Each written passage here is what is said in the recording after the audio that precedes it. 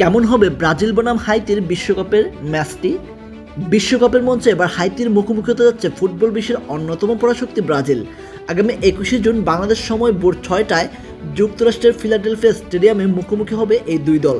প্রথম ম্যাচে মরক্কোর সাথে 1-1 গোলে ড্র করে কিছুটা ব্যাকফুটে থাকা সেলেসাওদের জন্য এই ম্যাচটি ঘুরে দাঁড়ানোর এক বড় অগ্নি পরীক্ষা। অন্যদিকে স্কটল্যান্ডের কাছে 1-0 ব্যবধানে হেরে যাওয়া হাইতির লক্ষ্য এই ম্যাচ থেকে অন্তত 1টি পয়েন্ট ছিনিয়ে নেওয়া। কাগজে কলমে আর শক্তির বিচারে দুই দলের মধ্যে রয়েছে আকাশ পাতাল ব্যবধান। ফুটবল ইতিহাসের পাতা উল্টালে দেখা যায় অতীতে এই দুই দল যতবারই মুখোমুখি হয়েছে মাঠের সবুজ গাছে কেবল হলুদেরই জ্বর উঠেছে। ইতিহাস বলছে 3 ম্যাচের লড়াইয়ে 17 গোলের এক অনন্য কীর্তি গড়ে রেখেছে ব্রাজিল। এই 3বারের দেখায় প্রতিবারই শেষ হাসি হেসেছে 5বারের বিশ্ব চ্যাম্পিয়নরা, আর হাইতির জালে বল জড়িয়েছে একের পর এক। অর্থাৎ ইতিহাস এবং পরিসংখ্যানে ব্রাজিল বরাবরই এগিয়ে। তবে গোলবলের খেলায় অনেক সময় ইতিহাসের পাতাও উল্টে যায়। দেখা যাক হাইতি নাকি ব্রাজিল কে এগিয়ে থাকে পারফরমেন্সে।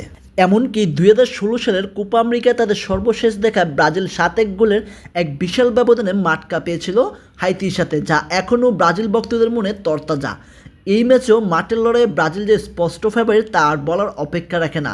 কোচ কার্লো আনচেলত্তির দল এই ম্যাচে নিজেদের হারিয়ে যাওয়া ছাম্বা ছন্দ ফিরে পেতে মরি হয়ে ওঠে মাঠে নামবে।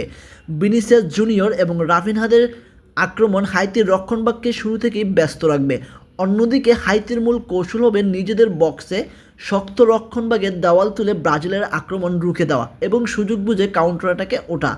সর্বশেষ এখন শুধু অপেক্ষা মাঠের পারফরমেন্স কোন দিকে যায়। শওকত হোসাইন, রিও মার্কাটস।